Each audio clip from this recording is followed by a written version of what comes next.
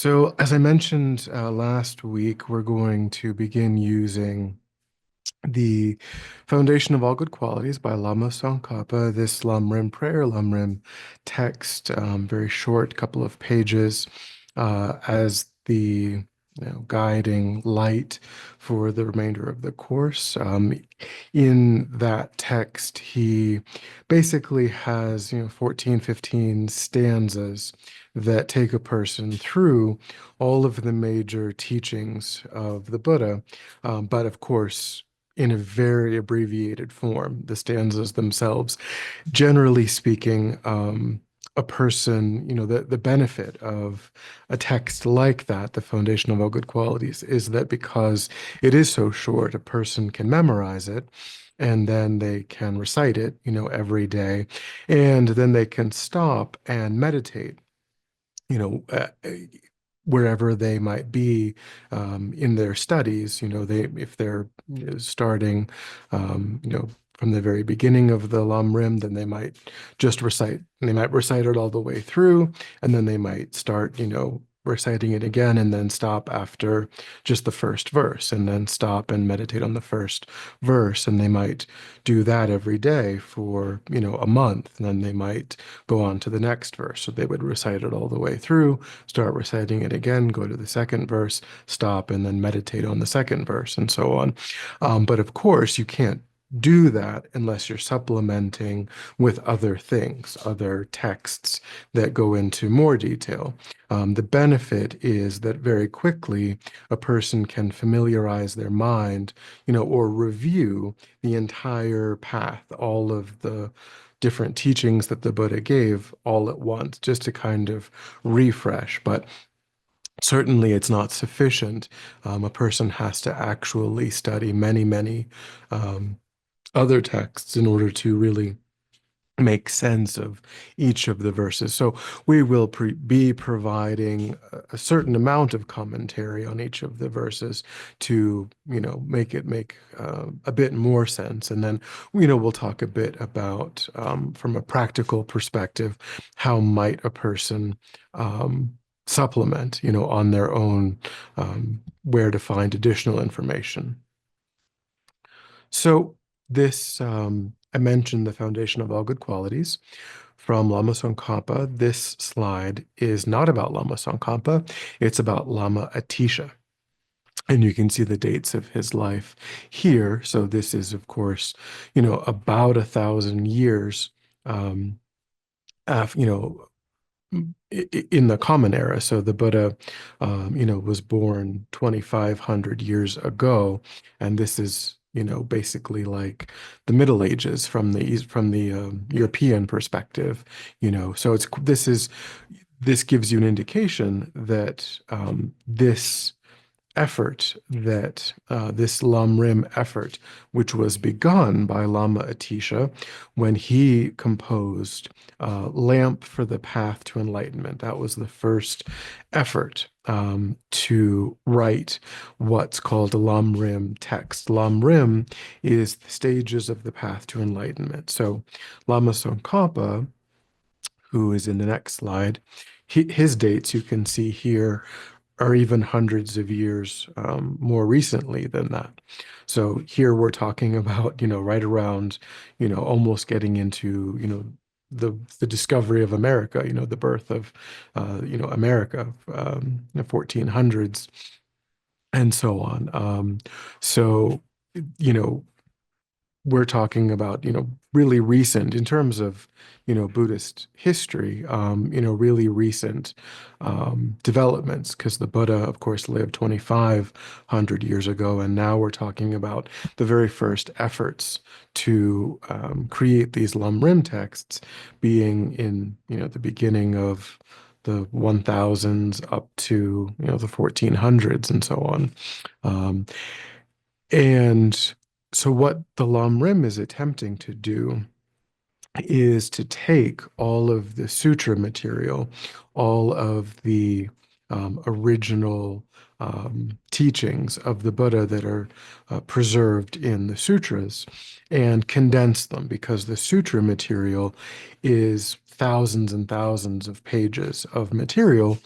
And the Buddha didn't say, I think we've touched on in previous classes, the reality that the Buddha didn't say exactly the same thing about the same topic to every person that the Buddha came across, because that's not skillful, right? You can't, if you come across a person who knows almost nothing, you have to present things in a very simplified form to benefit, if you have any hope of benefiting that person.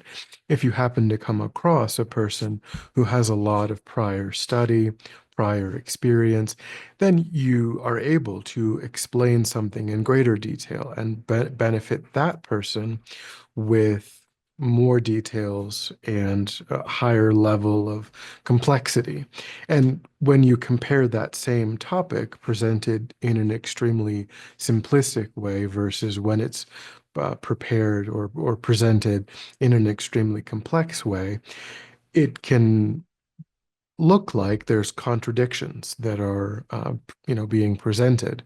Uh, just like if you were to think about how a kindergartner is taught about the universe, taught about the sun and the planets and all, versus how a PhD student is taught about the universe, and quantum mechanics are going to come into play in various ways about terms of entangled particles and black holes, and all of the sort of the holographic theory and all of these things that you can't talk to a kindergartner about. And so it might appear that the kindergartner is given contradictory information as compared to the PhD student, but really what you're doing is you're preparing that mind to be able to understand the more complex topics later on in their same journey, their same progression of studying the same topic over the course of a lifetime.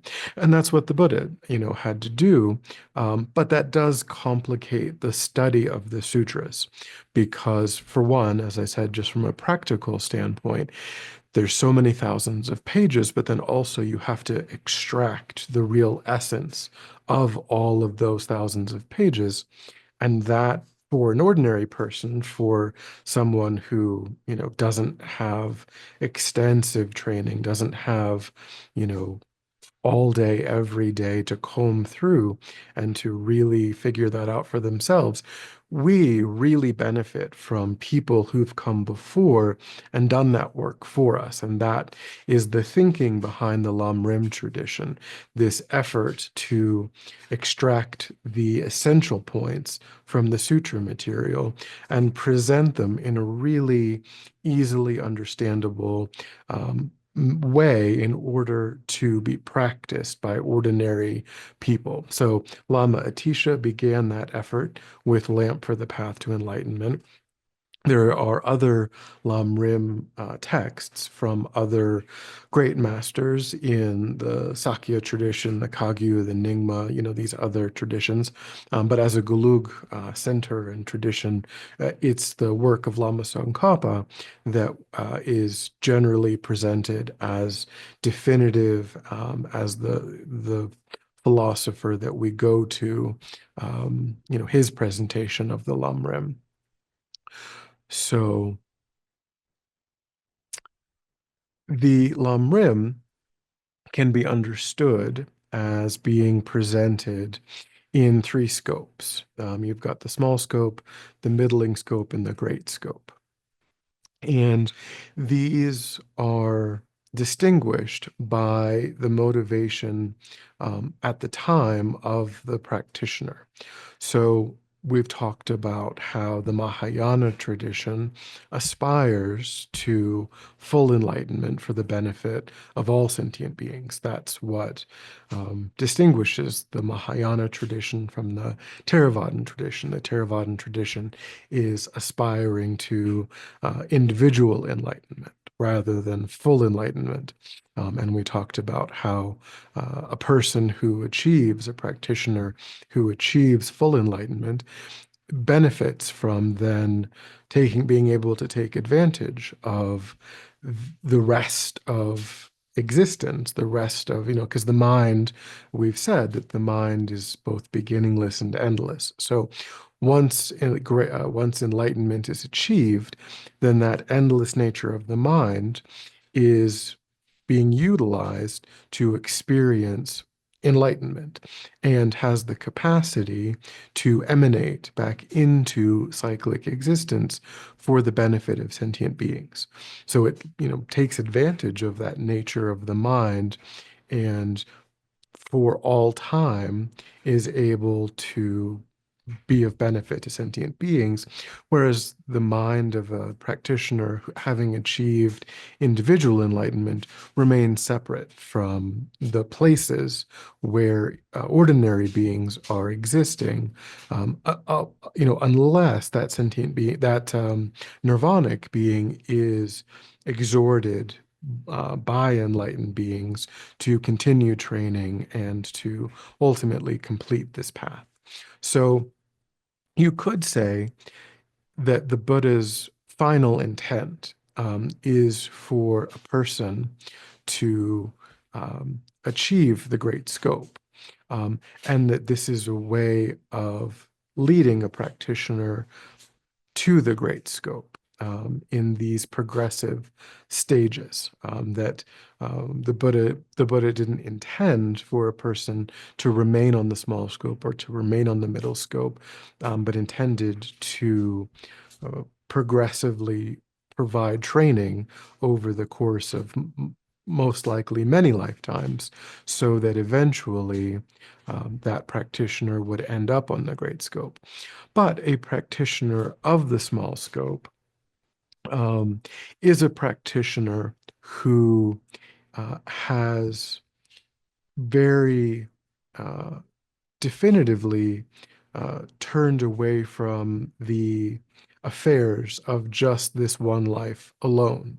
They are motivated by, they understand that suffering is something that can get worse than just the human realm, that there are types of suffering that are worse than that.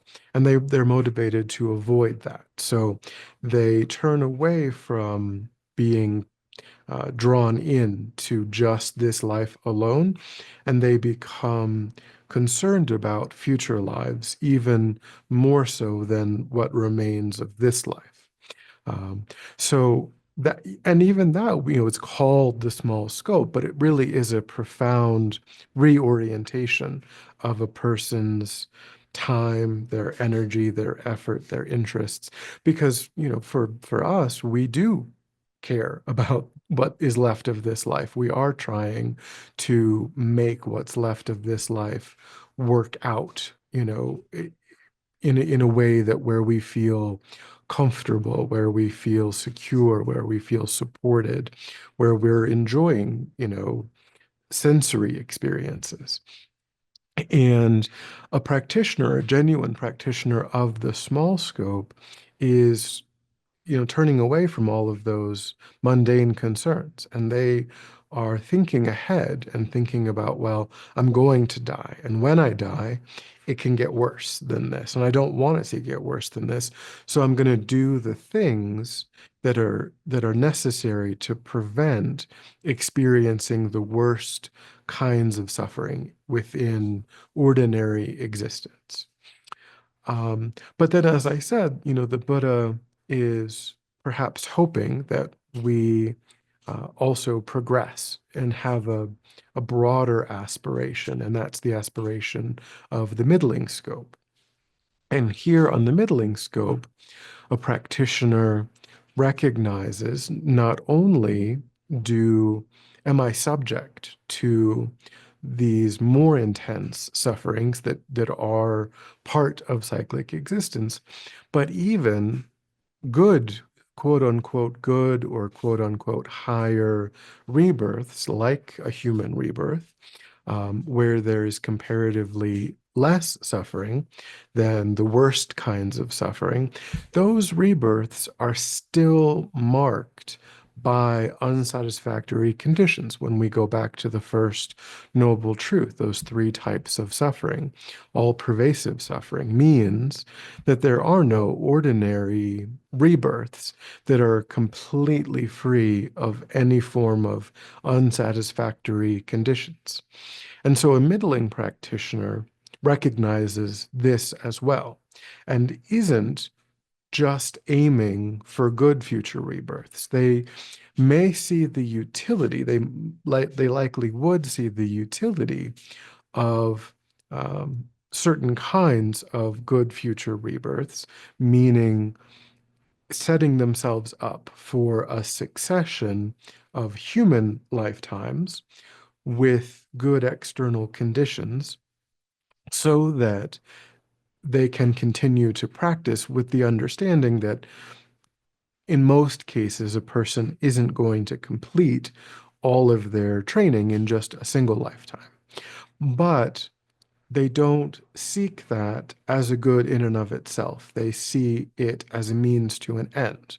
The end, though, for a middling practitioner is individual enlightenment, or would be if they were to stop here. So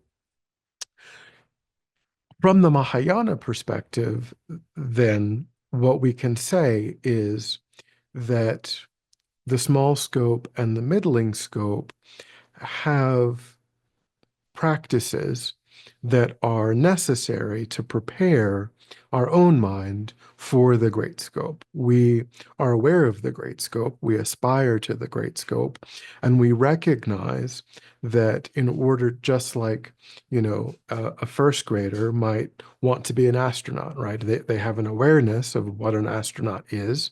They've seen it on TV. They're like, that's really cool. I want to do that.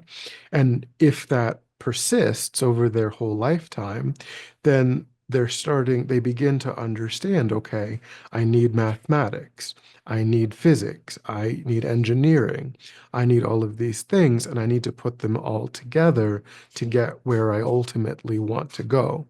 But physics alone, mathematics alone, engineering alone isn't what I want. I'm putting these pieces of the puzzle together to end up where I want.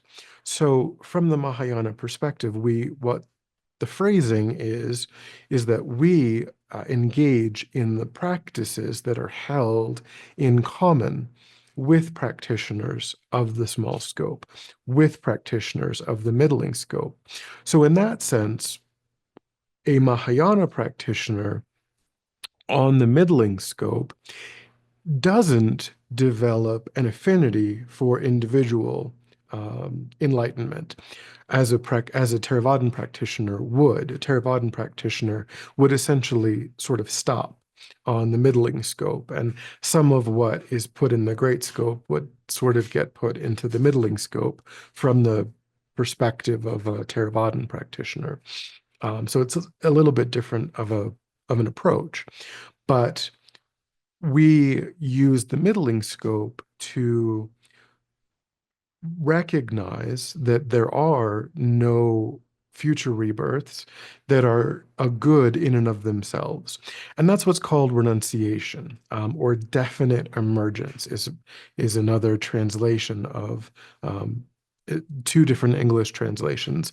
Renunciation or definite emergence, the wish to definitely emerge from suffering.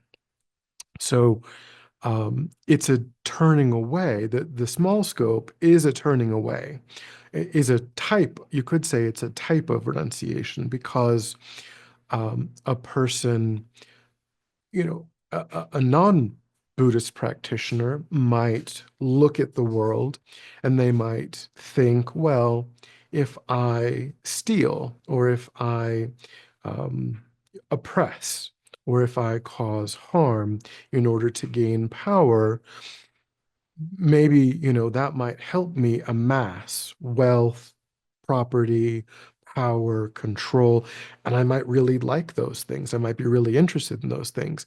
But that kind of negative way of thinking ultimately is going to lead to karmically rebirths in those more intensely suffering states. So A person on the small scope isn't going to do that. They're going to turn away from that way of acting in the world. They're not going to oppress others. They're not going to do whatever it takes to get ahead, even if it means, causing harm, lying, being deceptive, etc., because they understand the karmic consequences in future lives. But a middling scope practitioner is going to not look at any rebirth in cyclic existence as a good in and of itself, and only see it as a stepping stone, again, from the Mahayana perspective, a stepping stone into enlightenment, in order to be able to complete their training and achieve enlightenment. And then you have the great scope, which is unique to the Mahayana tradition. On the great scope, you engage specifically in the practices that bring about your full enlightenment, and those will make all of this more clear as we go along. Okay, any thoughts or questions so far?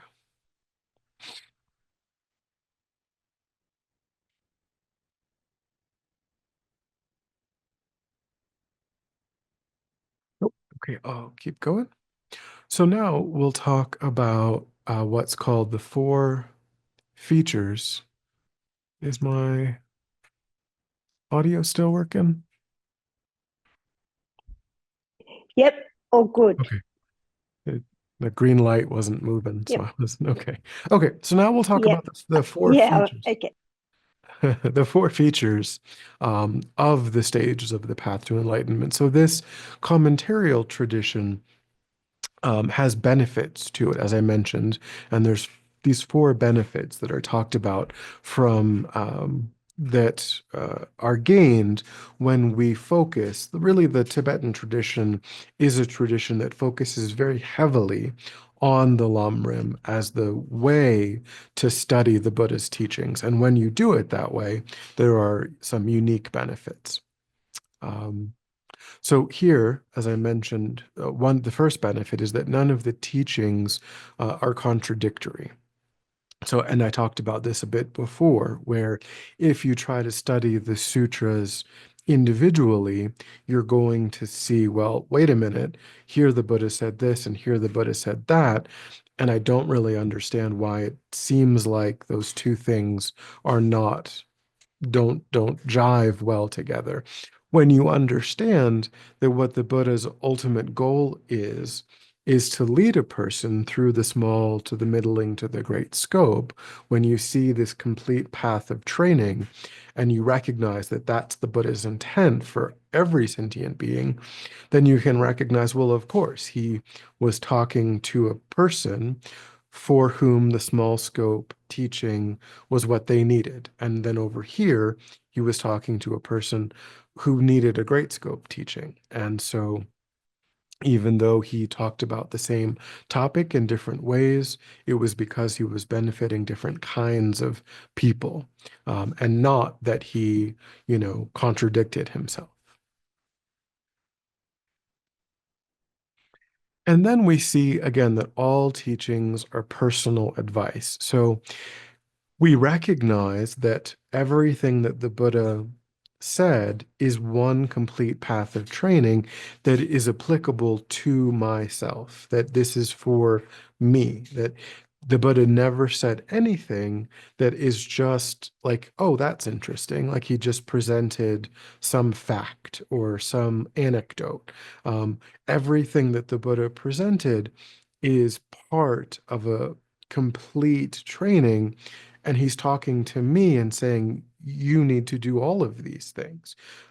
You can't, you can't ignore this. You can't just think of this as something that is presented in isolation.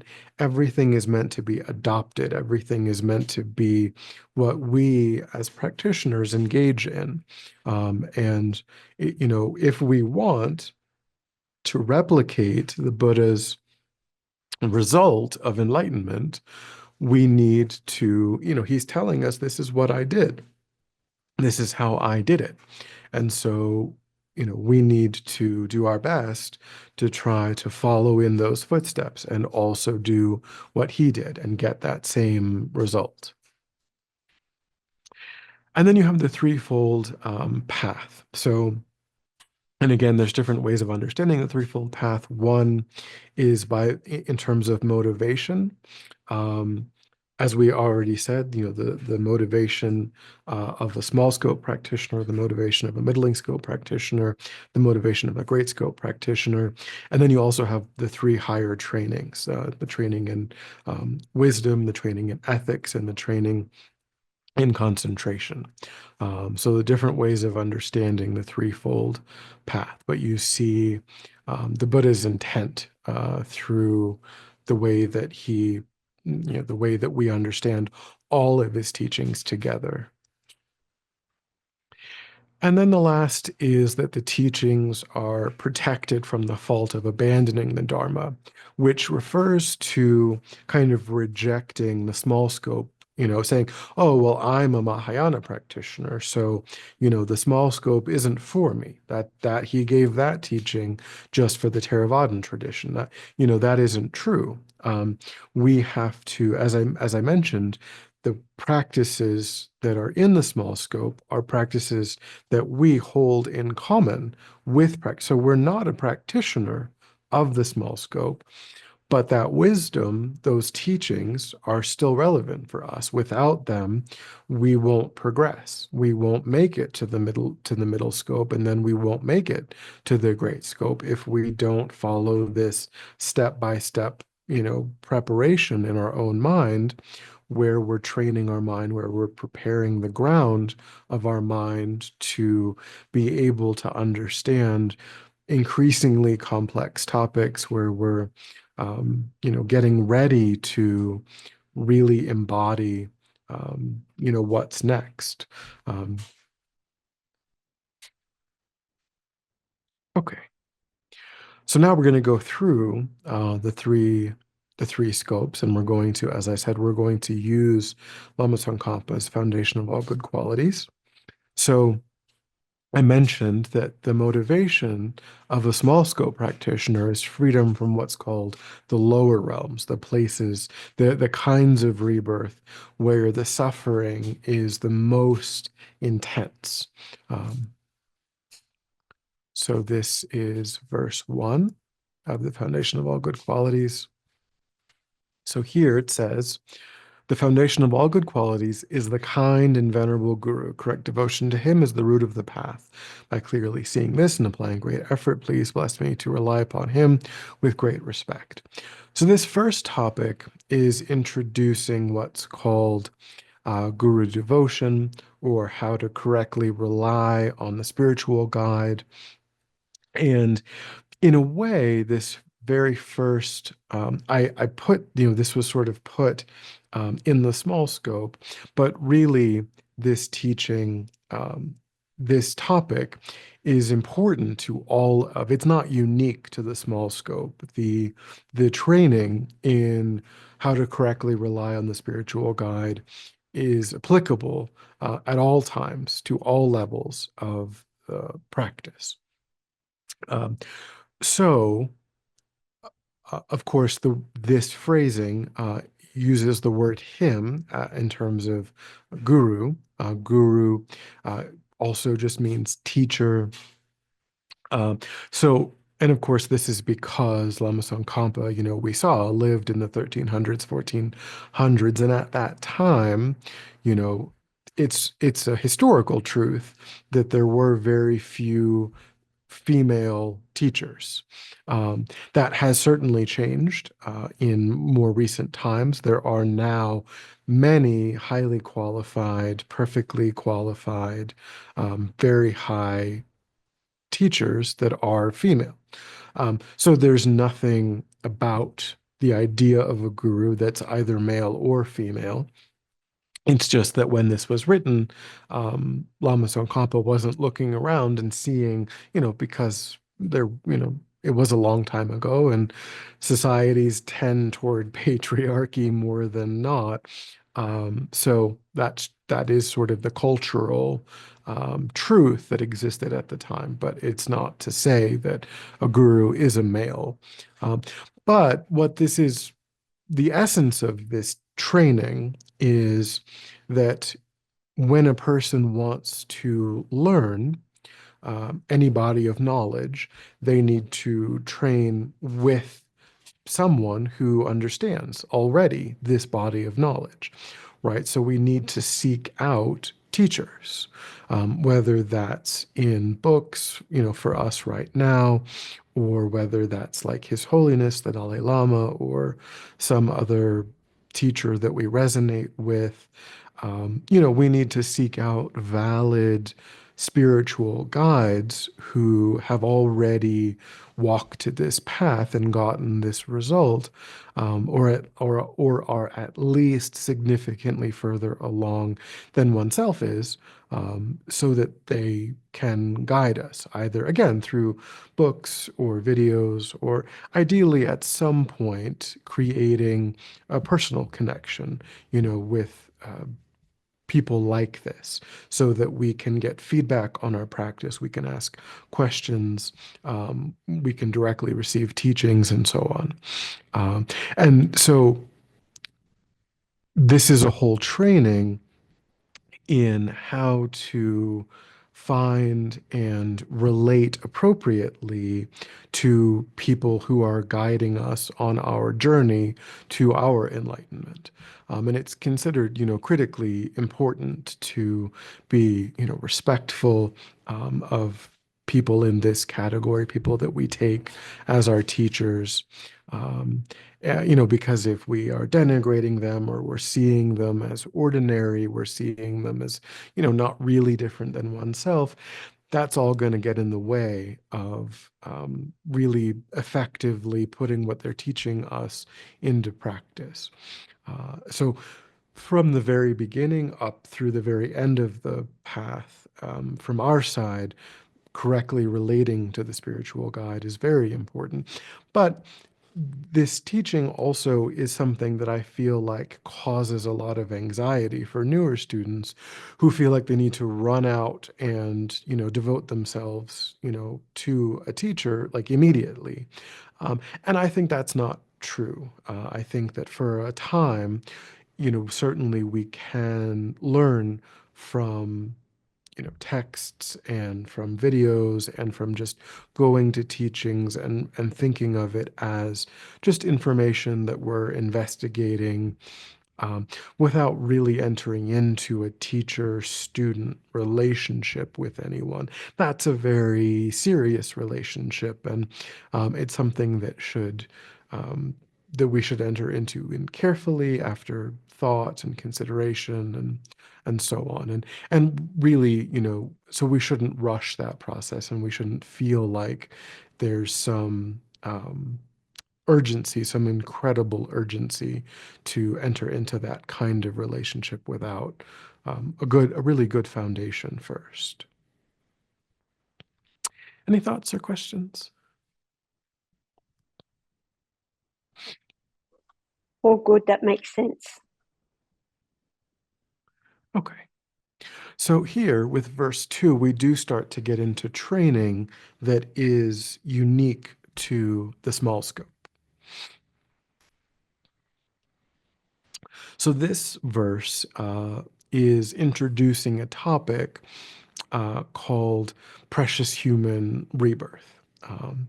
And so with all of these topics, guru devotion, precious human rebirth, if you were to study a more detailed lamrim text, you would be presented with a whole chapter, on just this one verse, 50 pages, 75 pages, just going into significantly more detail on each of these verses. And I always, when people ask me kind of where to start with that sort of thing, there is a book called Practicing the Path by Yangtze Rinpoche. Practicing the Path. Yangtze Rinpoche is a living master. He's at Maitripa College in Oregon. in Portland. He wrote a book, Practicing the Path, and he wrote it for the Western mind. He wrote it, it's a commentary on what's called the Lamrim Chenmo, the great treatise on the stages of the path by Lama Tsongkhapa. The great treatise is also wonderful to read, but it's 3 volumes. It's, there's many, many citations. Lama, Yangtze Rinpoche's book is just a single book. So everyone does read the Great Treatise at some point, but my view is that starting with Practicing the Path is a really good entry point into the study of the Lamrim, because Yangtze Rinpoche, again, he's living, he wrote it for the Western mind, and so I think I find it to be a really good entry point, and it's still quite comprehensive. Oh, sorry. Um, so, as I said, this topic is precious human rebirth. So we will unpack precious human rebirth. So when we unpack this idea of precious human rebirth, what is being presented here is that precious human rebirth is a subset of human rebirth. There's 7-8 billion humans on our Earth presently, and it's quite likely. I would imagine it's quite likely that there are other places within reality where there are sentient beings that have a very similar karmic experience that as what we are having, and so maybe they look different. Their body plan is probably a bit different, but they have the same kind of, a very similar range of experiences that we are having, and so we would probably also say that they are human, because as we talked about before, what distinguishes, humans from animals on our planet is the range of experiences that those two types of sentient beings are having. Humans are able to have a particular range of karmic experience. Animals are only able to experience a different kind of range of experiences. So human doesn't necessarily mean only the beings that look like us on planet Earth, but it refers to a range of karmic experiences. And so a precious human rebirth is a subset of human rebirth, which implies that not all humans have a precious human rebirth. A precious human rebirth is a human rebirth, that's conditioned by 18 specific qualities. And they're divided into 2 categories, the freedoms and the endowments. A freedom is something that would otherwise be negative that we are not presently experiencing. We are free from this painful, negative, suffering experience. And so we're going to go through now first the freedoms. So not having been born in these 4 different kinds of realms. So here, the spirit realm, the hell realm, the animal realm, and the celestial realm. So this does apply, these 4 do apply to any human rebirth, because obviously if you are experiencing a human rebirth, by definition, you're not presently experiencing a rebirth in any of these other realms, the hell realm, the spirit realm, the animal realm, or the celestial realm. So we've touched upon, I think to some degree, a little bit, these different realms before. The animal realm is, anything from a fly to an elephant, all of these living sentient beings that exist on our planet that they're not plants, they're not fungi, they're not bacteria, they're not viruses, they're non-human animals. Um, the spirit realm, also called the hungry ghost realm, we touched on a little bit. These are beings whose lives, whose bodies, whose lives are conditioned mainly through the experience of extreme hunger and thirst that is never really satiated, that these beings abide, for quite long lives, and the overriding experience of that existence is one of, again, this extreme hunger and thirst that they're really never able to do anything about. Whereas in the animal realm, the overwhelming experience is one of fear, fear of predation, fear of, and if you have a dog or a cat, that they're kind of always, they're very often on alert. They hear something, they get up, they bark, or they jump very easily. They're always kind of sensitive to their environment. So it's really predominated by fear, by an extreme dullness of the mind compared to a human kind of mind. The mind that animal realm being is experiencing is quite dull. So those are the predominant experiences of an animal. And we talked about the predominant experiences of a hungry ghost.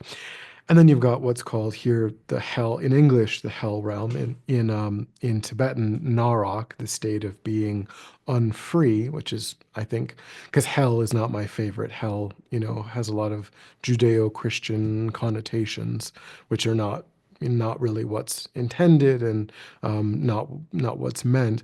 Um, but these beings are having really a much worse time in their lifetimes.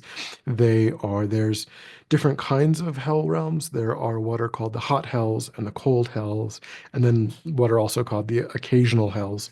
But there's many different kinds of experiences that these sentient beings are having, but they're all extremely unpleasant. They experience, deaths and rebirths over and over again in the hell realms. They experience great physical and mental torment. It's really quite unpleasant. And again, it lasts, for very long periods of time.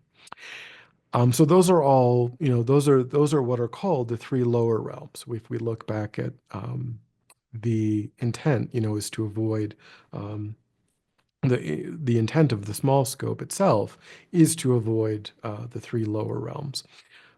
But a precious human rebirth is also one in which even a celestial realm rebirth, which is actually an upper realm rebirth, is not being experienced.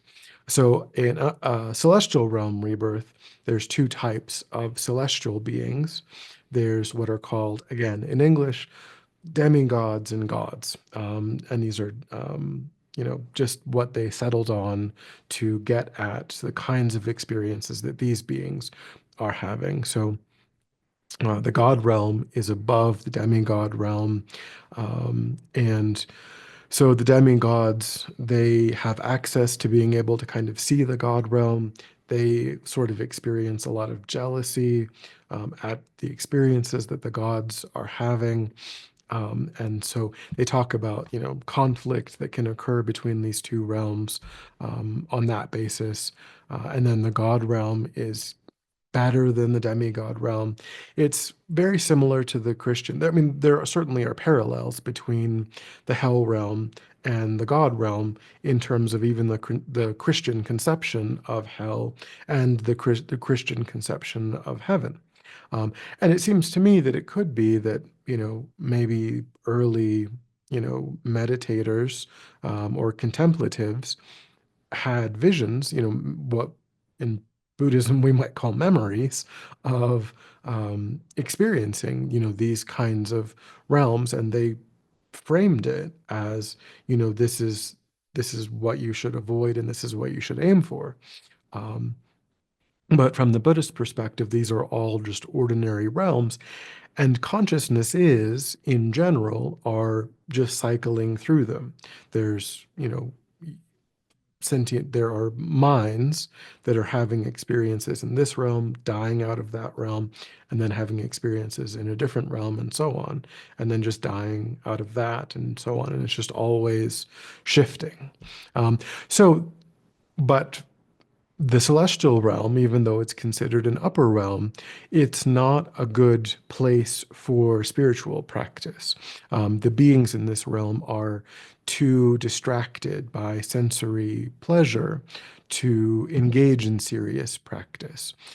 So that's why we don't, as Buddhists, we don't really aspire to the ordinary, celestial realm rebirths, because it doesn't serve any spiritual purpose. Whereas the human realm, a perfect human or precious human rebirth, does allow for continued spiritual practice, and therefore is a place where a person might aim in a future life. So these are now further freedoms that don't necessarily characterize every single human experience. So in order to have a precious human rebirth, you do have to have been born, or you do have to avoid having been born when a Buddha has not taught, or a place where the Dharma does not exist. So these are two further freedoms. So on our planet, Buddha Shakyamuni did appear, and he did teach. And those teachings still exist, even though we're 2,500 years later. There are still centers of learning, monasteries, nunneries, centers, and so on, where we can get these valid teachings, where we can find valid teachers, and so on. Certainly, as I mentioned, there are most likely other world systems where humans exist, but no Buddha has ever had the karma to appear in that world, and therefore the teachings have never existed. Or perhaps the teachings, maybe it was 20,000 years ago that a Buddha appeared in that world, and they just died out. The teachings just died out. I mean, on this planet, we've come close to that happening through wars, through different philosophical systems taking root. We could have easily lost the teachings, and we may lose them, if there's a world conflagration or something. We may lose the teachings. It's not guaranteed that the teachings will remain. All we can say is that they remain today. And so today, we are free from that. And then here it talks about defective sense powers and then wrong views. So these are also two additional freedoms, negative things that we are free from. So defective sense powers means, not being blind, not being deaf, not having severe mental impairment. And so in one way, this teaching is to some degree culturally based, given that 1,000 years ago, 2,500 years ago, in between, it was really probably exceptionally difficult to exist in society with those limitations, blindness, deafness, and so on, in terms of if you wanted to receive the teachings, you wanted to practice the teachings, but you couldn't hear them, right? If it was an oral tradition and you had to go and listen and you were deaf, what could you do? So, of course, now with technologies and different things, we've ameliorated a lot of these shortcomings. Um, you know, is it possible that there are still some shortcomings in terms of maybe not being able to hear the resonance of mantra, not being able to see holy images? I think maybe we would have to say that there are still some limitations. But of course, many of them have been ameliorated. And, if you are blind, if you are deaf, you've got to do what you got to do and, make the best of it. And of course, still, you can certainly make a lot of spiritual progress, even with any of these limitations. It's not like an excuse. I wouldn't say, well, it means you just shouldn't practice or you shouldn't make any effort. I don't think that's true. But there maybe are some benefits to being able to see, being able to hear. And then, of course, it certainly is true that a person needs to be able to reason. They need to be able to, think clearly. And so there are certainly mental issues that might really get in the way of meditation and so on. And then wrong views is, kind of a tricky one in the sense that um, if a person is totally closed off to the teachings, if they're convinced that everything that the Buddha said is just nonsense, it's all just made up, that there's no such thing as cause and effect, and so on, that there's no such thing as enlightenment, then they're really blocked from making any kind of progress in with respect to what the Buddha taught, and those are wrong views. So we are encouraged to try to be open-minded, to try to maybe we're not totally sold on all of these ideas, but we're open-minded, we're exploring, we're not just totally cut off, and we're not rejecting them outright, because that would be wrong views, and that would be a real obstacle to um, practicing what the Buddha taught. Okay, any questions on the freedoms? Oh, good. So now we come to the endowments, and these are positive, beneficial circumstances that we do possess. If in fact we have a precious human rebirth, then we do possess them, these endowments. Or they're also called the richnesses sometimes, different translation, the endowments or the richnesses. So there are 5 circumstantial endowments, and that's where we'll start.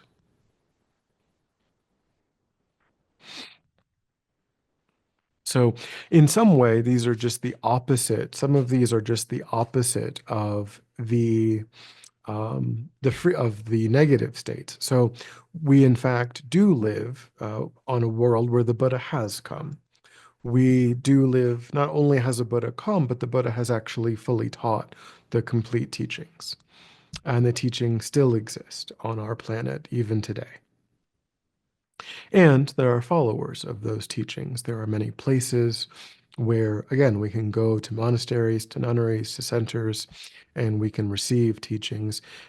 People still understand how to follow the teachings. And there are favorable conditions. People respect spiritual, seekers. There are Buddhist countries where, they might offer support for study, for meditation, and so on. And, we can find these centers, we can find these monasteries and nunneries and so on. There are beneficial conditions.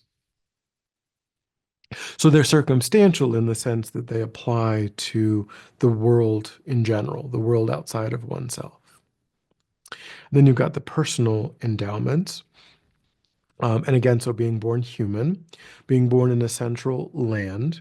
A central land here is distinguished from what's called a barbarian land. A barbarian land is a land in which maybe it is in a world where the teachings exist and the teachings are understood, but in that particular country they are banned. There's no freedom of religion in that particular country. That would be a barbarian land from the terminology that has been adopted.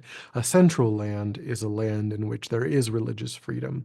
There is access to Buddhism.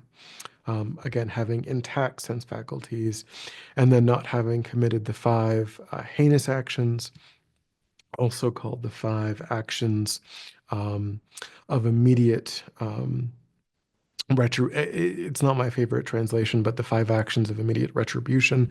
Retribution's a bad word because there's no one doing retribution. But what this is getting at is that there are 5 things, 5 actions, karmic actions, that the karma of doing them is so intense that if it's not purified, then it brings the karmic result at the end of the lifetime in which it was engaged in, which would cut off this idea of wanting to set up, to use this lifetime to set up a succession of human lifetimes going forward where we continue in an unbroken way to practice the path. If we create an action where we're immediately going to experience the hell realms, for example, then that's a real problem. So the five heinous actions are to intentionally take the life of one's biological mother, to take the life of one's biological father, to to maliciously draw the blood of a Buddha, to intentionally take the life of an arhat, um, or to create what's called a schism in the Sangha. So to create a schism in the Sangha means to go into a Buddhist community that is harmonious, that is cooperative, where people are striving, for enlightenment, and to kind of turn those people against each other, to cause that community to move into disharmony and to cause them to cease to, to like argue against them and tell them that what they're doing is stupid, and then they believe you and then they abandon. That's to creating a schism in the Sangha. It's a very heavy negative action. Um, so if we create in this life, if we again kill our mother, kill our father, maliciously draw the blood of a Buddha, kill an arhat, or create a schism in a Sangha, then that's bad. And we should, but luckily those are pretty overt things that, not that difficult to avoid. But don't do them. Um, and then we have some confidence in the teachings. We have some genuine interest in following the teachings of the Buddha, which is the opposite of wrong views, where we are totally closed off to following the teachings.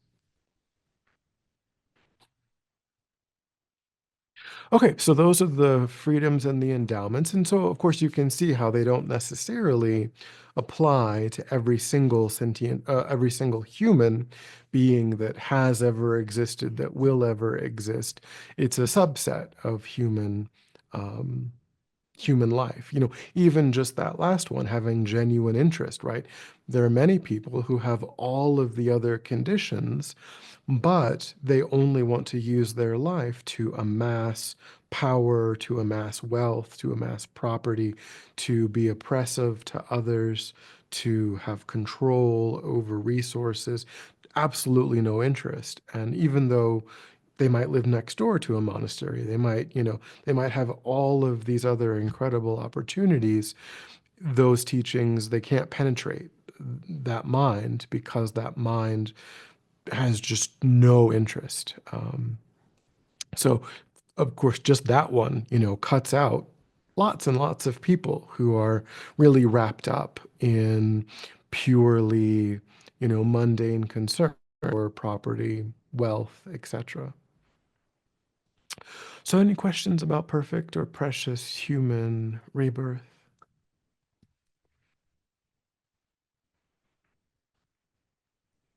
All good.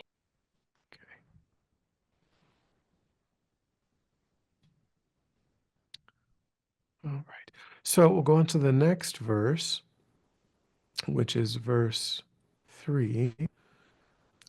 So verse 3. So in verse 2, we talked about, so the purpose of verse 2, the way that I kind of talk about all of these topics, because again, in the more extensive texts like the Lamrim Chenmo, the Great Treatise, or Yangtze Rinpoche's Practicing the Path, all of these topics are going to have whole chapters devoted to them.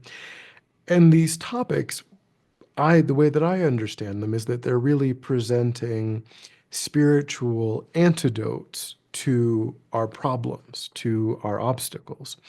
So the topic that we just covered, perfect human rebirth, the purpose of it is so that we understand that I myself possess a perfect human rebirth. That does characterize my life, my experience. Um, Purpose of that topic is for us by thinking about these 18 qualities to recognize deeply that they do in fact characterize my life, my existence, which is the antidote to thinking that my life is ordinary. There's 8 billion people. It's not a big deal. It's not, it doesn't mean very much. It's an antidote to thinking in that way, where we don't think that we possess anything of any great significance. Because in fact, to create if we go back a little, so if we go back to the verse itself, it says that the precious freedom of this rebirth is found only once, is greatly meaningful, and is difficult to find again. Please bless me to generate the mind that unceasingly day and night takes its essence. So now so we've talked about what characterizes this perfect human or precious human rebirth, but the idea beyond that's how we understand what it is. But the import of that is that to create for all of those 18 different qualities to come together all at once in one lifetime is, as it says here, incredibly difficult to find. It says, what's interesting is that these two ideas, is found only once, is greatly meaningful, and is difficult to find again. Um, of course, it can't literally be true that if it's found only once, then it's difficult to find again, right? That's not, those two ideas can't literally be true. But what it's saying is that if that that when those ideas come together, that if we emerge from the lower realms in a perfect human rebirth, for that to happen, it's something that is so rare, so difficult, so unlikely, for all of those conditions to come together. It is as if it doesn't happen. It is as if it can only happen once. Um, but then where it says difficult to find again, what it's saying is, well, okay, I have it, right? I have this perfect human rebirth. And so now I can use a precious human rebirth to create this succession of perfect human rebirths. It's not easy. It's not easy to do that, but it is possible. It is possible to use a perfect human rebirth to create the causes and the conditions for a succession of perfect human rebirths.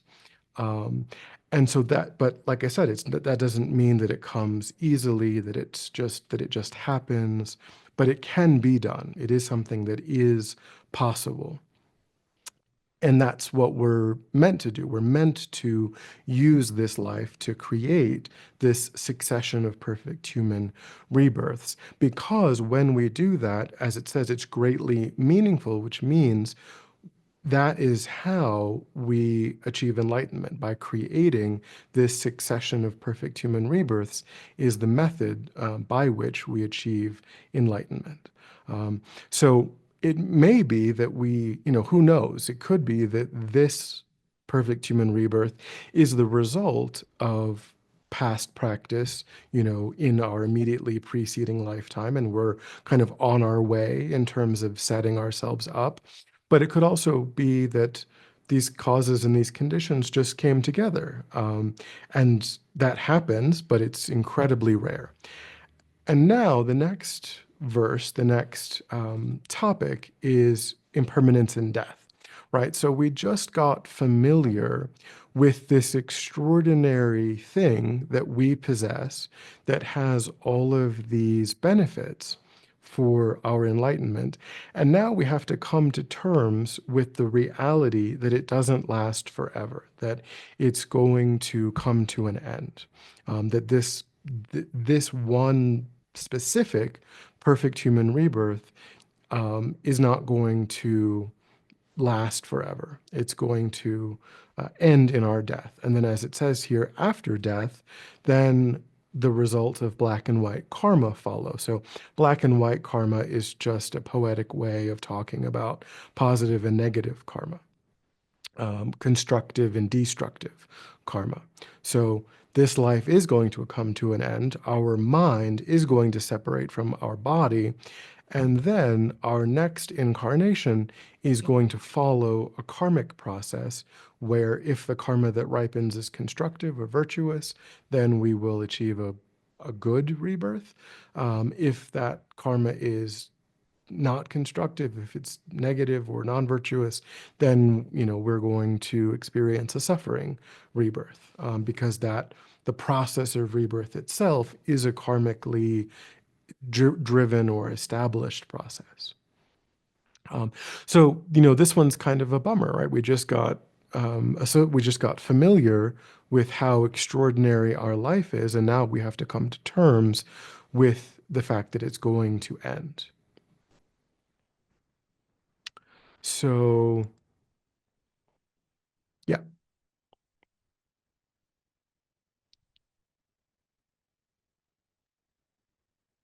So here, on the basis of that understanding, we then, move on to the next verse where it says, finding firm and definite conviction in this, meaning conviction that I am engaged in this karmically driven process of rebirth. And because of that, please bless me to always be careful to abandon even the slightest negativities and accomplish all virtuous deeds. Because again, that is how a practitioner on the small scope is going to, because a practitioner on the small scope cares more about future lives than they do about what's left of this life, they are going to really guard their karma. They're going to really avoid negativity, and they're going to engage in virtue so that this karmically driven process of rebirth works out well for them so that they do achieve these good future rebirths. And really, again, as we've said, even if we're looking at this from the perspective of this is a practice that I'm holding in common with a practitioner of the small scope, still, we can see the utility of this succession of perfect human rebirths so that we're able to not be kind of taken off track by rebirths in the lower realms or even rebirths in the upper realms where we can't, in an unbroken way, continue to train the mind. So here we're going to look at karma then as a topic in more detail, unless you had a question.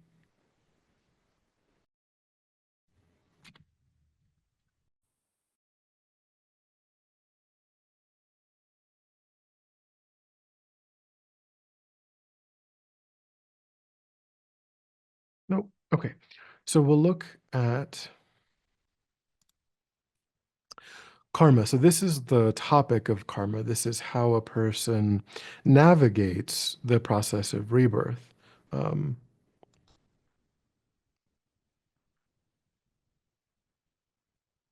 So we're going to first talk about the 4 factors of what's called a complete karma. And I think we introduced complete and incomplete karmas previously, but a complete karma is one where all 4 of these factors are present.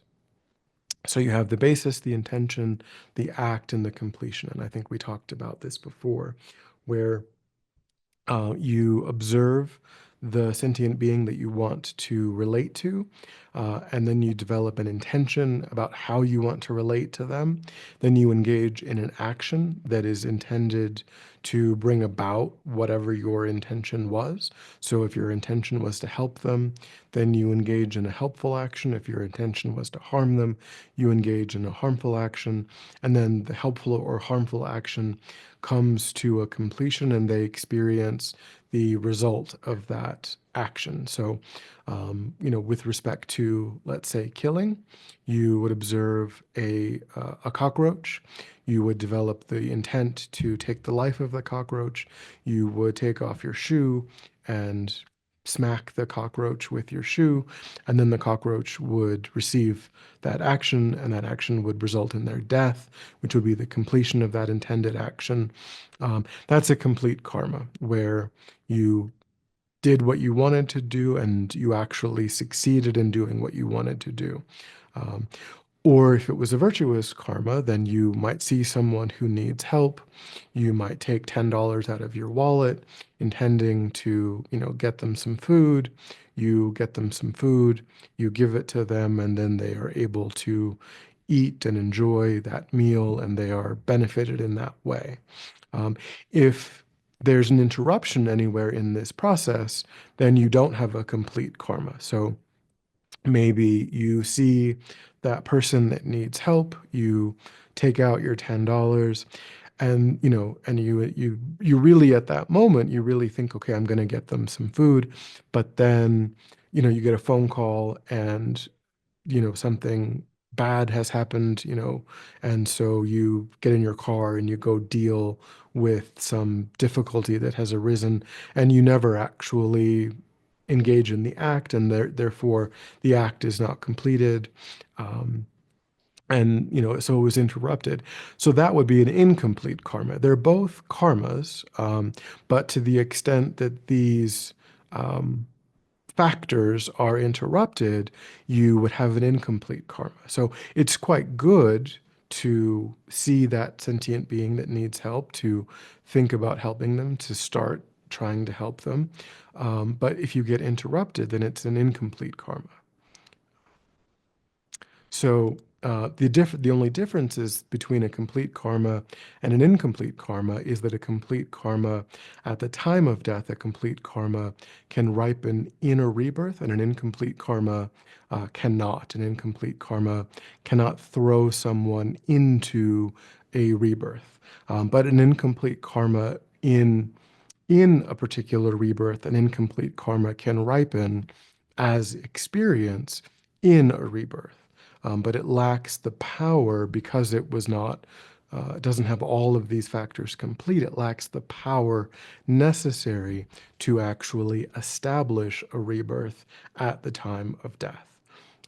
Complete karmas can also ripen during a lifetime, but an incomplete karma can only ripen during a particular lifetime as an experience that is experienced by that sentient being in the course of a lifetime.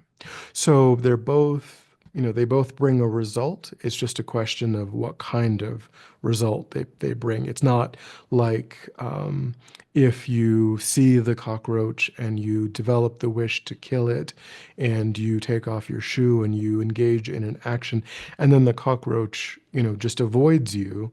It isn't to say that you didn't engage in any negativity. You did. You saw it, you had ill will, you tried your best, and you just failed to harm it. So it's not a complete karma, but it is an incomplete karma. And incomplete karmas bring results as well. And in that case, it would be a painful result that it would bring, which, isn't what we want, isn't. So it's important to, to just try to avoid all negativity and not just be relieved that maybe the completion or the act wasn't fully, present. Okay, so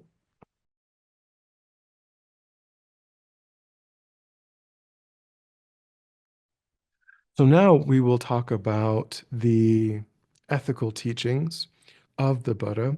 Some of these we've talked about because they fall under the five lay vows, and some are new.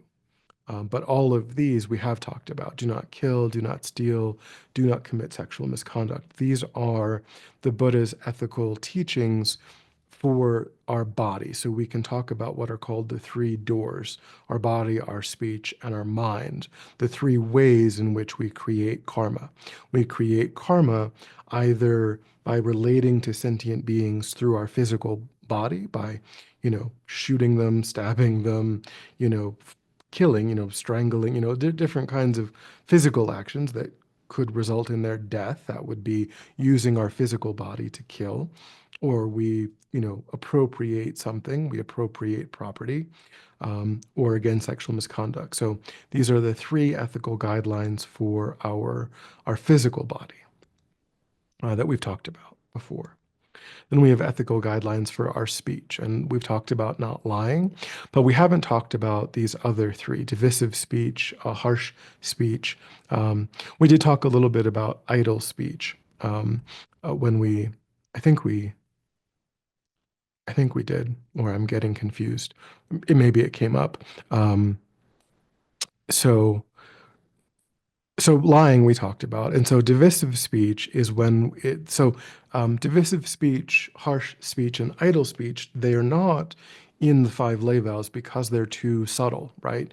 It's not reasonable to think that we're going to go 20, 30, 40, 50 years and never speak divisively, never speak harshly, never engage in idle speech. But the Buddha is saying we still ought to be concerned about the extent to which divisive speech, harsh speech, or idle speech is occurring, is happening in our lives. So divisive speech is where we try to create disharmony with our speech, where we try to separate people apart from each other. Um, Harsh speech is, as it says, using our speech to be angry, to be hateful, and so on.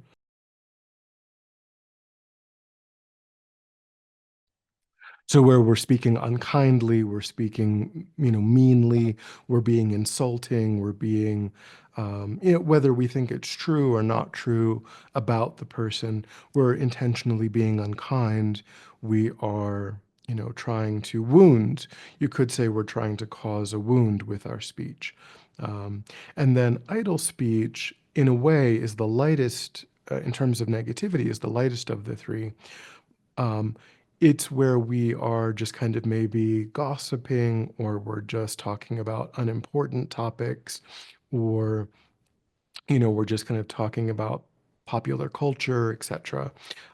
Things that we're kind of wasting people's time with our speech. We're not using our speech in a meaningful way. So, of course, again, it's not a vow, and it's unreasonable to think that we will never engage in idle speech, but we should become aware of how often we are engaging in idle speech, how often our speech is not useful, how often our speech isn't intended to really be of benefit to others.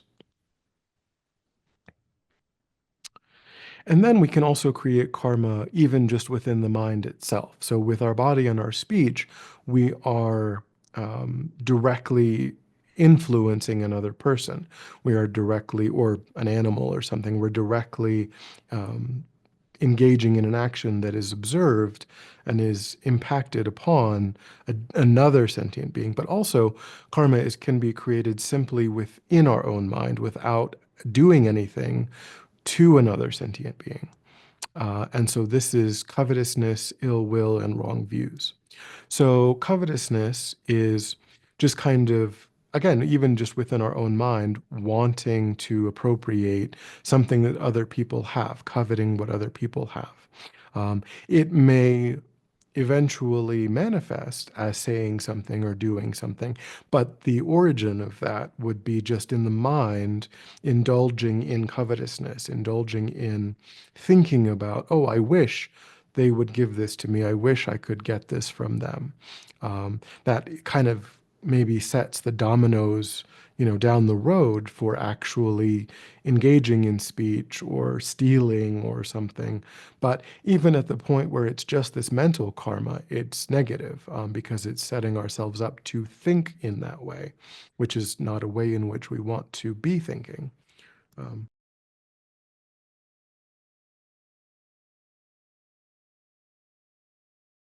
and then you have ill will, where again we're not doing anything to cause harm to someone, but we're wishing ill upon someone. We are, thinking, oh, I hope something bad happens to someone just because they said something that we didn't like, they did something that we didn't like.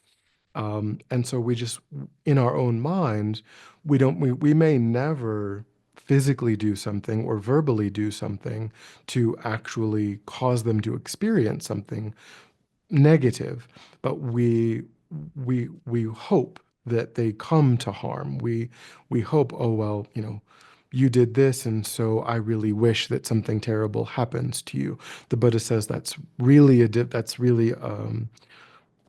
non-virtuous way of thinking about other sentient beings, and that again sets these dominoes, into action where we may end up, if we deepen that way of thinking about others, then probably we will at some point say, use harsh speech or do something physical, or, actually it will manifest in other ways.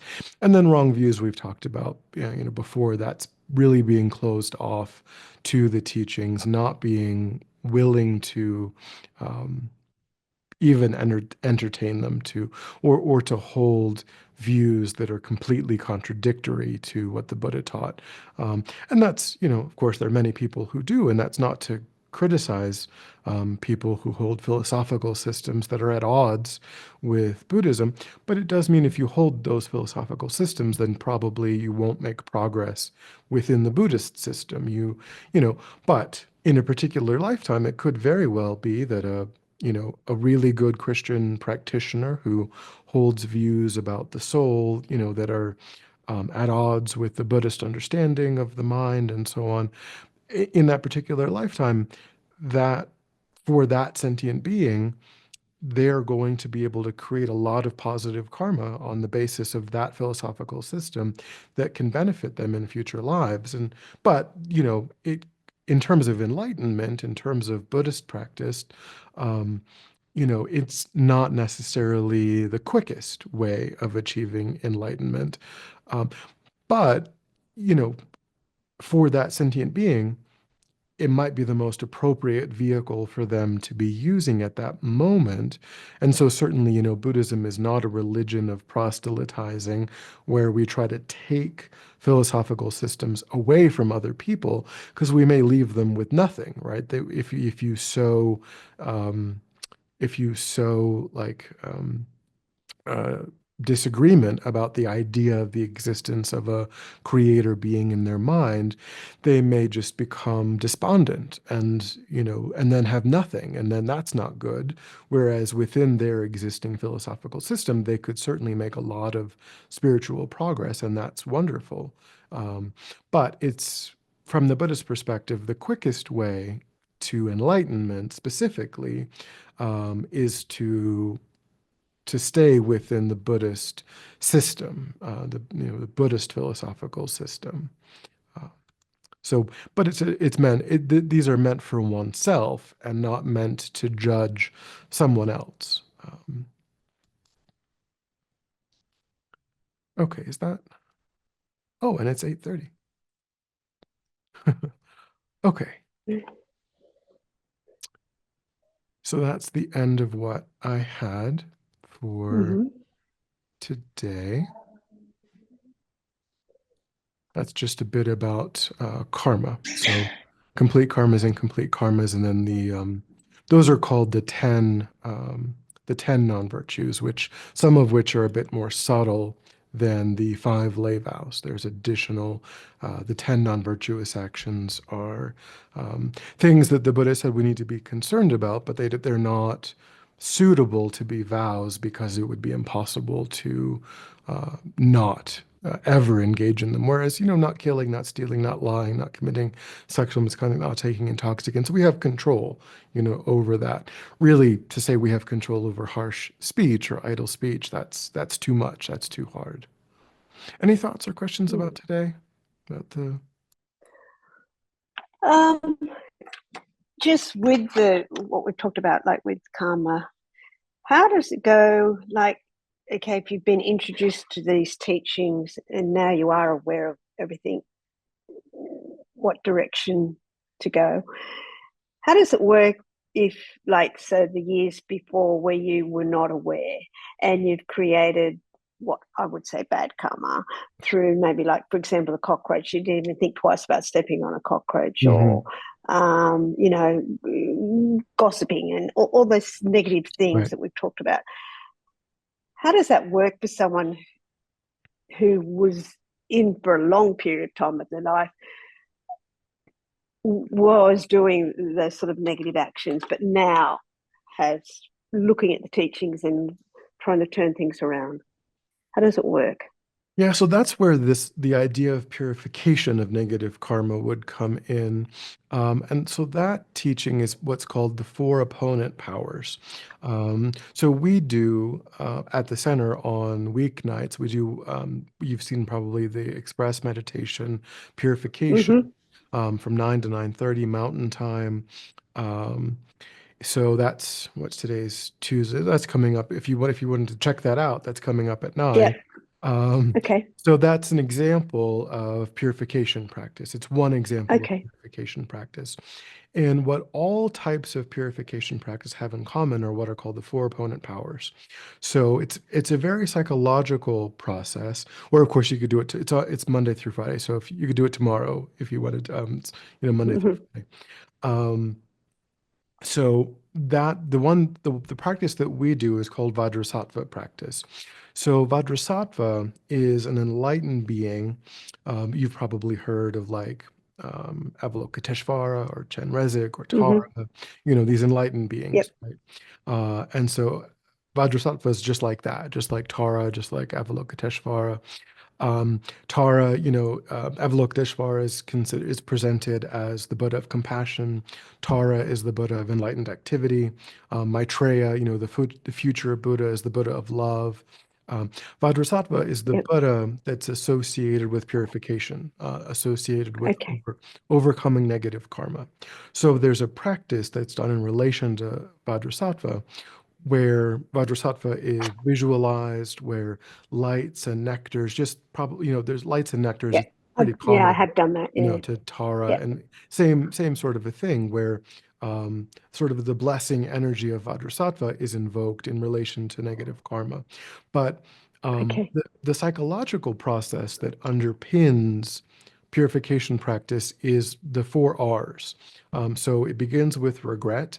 So it begins with Yeah. understanding that, okay, well, as you said, like in the past, I didn't know that this was, I didn't think about this, and so, but now I do. Now I understand that like that was not skillful. It's not skillful to relate to sentient beings in that way. It causes harm.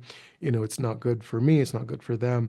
And so I regret, that I acted in Mm-hmm. an unskillful way.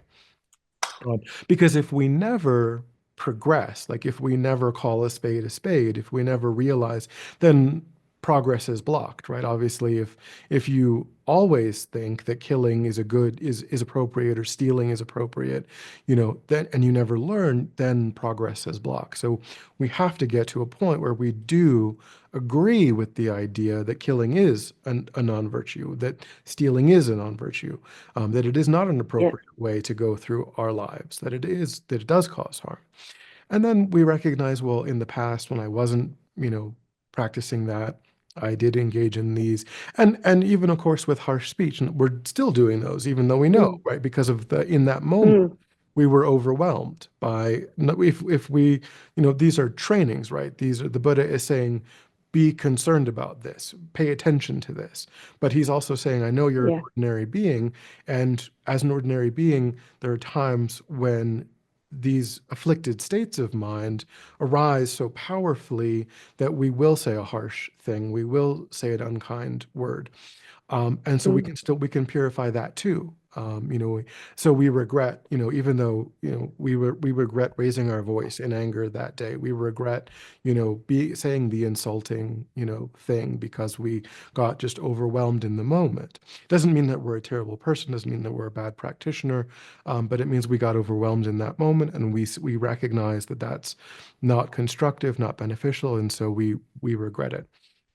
And then we Okay. um, engage in some sort of remedial action. All right, so we have regret, and then we have the remedy, and Remedy. Yeah. so we engage in some remedial action. So with regard to Vajrasattva, that is visualizing Vajrasattva, doing the mantras and so on, the lights, the nectars.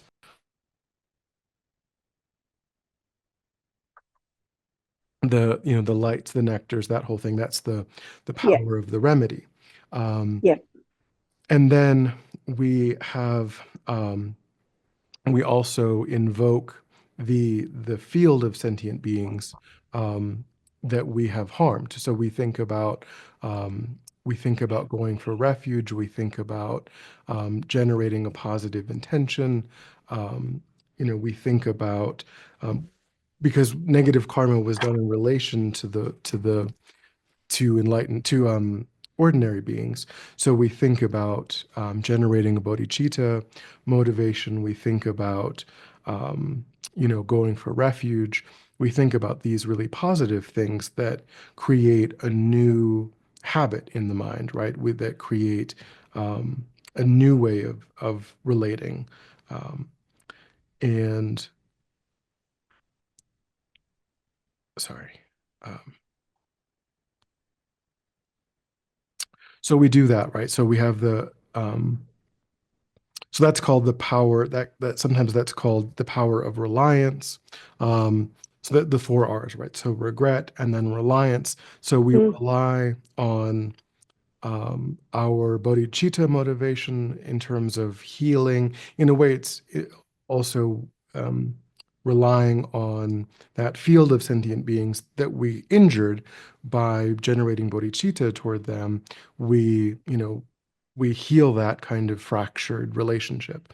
And then we engage in that remedial action of Vajrasattva. There's also 35 confession Buddha practice, which is another common, that would also be the remedial aspect of that. If a person didn't want to engage in these really formal practices, then you could maybe make a small donation to, a charity, or you could volunteer somewhere. That could be your remedial action. Instead, if you don't resonate with Vajrasattva practice, or you don't resonate with the 35 confession Buddha practice, Right. or you could, talk to that person and apologize. That could be the remedial action. Um, or if you stole something, be generous, engage in an act Mm. generosity, or try to protect life if you've taken life, some kind of remedial action. And then you have a resolve. So that's the last of the four opponent powers, where you resolve that for a period of time, you'll really watch your mind, and you won't engage in that negative action for that period of time. Right. So that could be like even just like an hour or a day, say like, Yeah. I'm really going to watch my mind. I struggle with this. This person triggers me in this way. I struggle with this.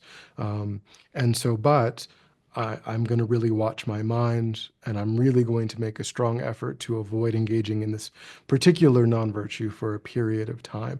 We have to make that realistic. We don't say, well, for the rest of my life, I'm not going to raise my voice in anger, but we say, well, today I'm not going to raise my voice in anger, or for the next 2 hours, I'm not going to raise my voice in anger. Um, and then we just really strongly make an effort. And even then we might fail, we don't know what's going to happen, but we really try to make an effort for that period of time.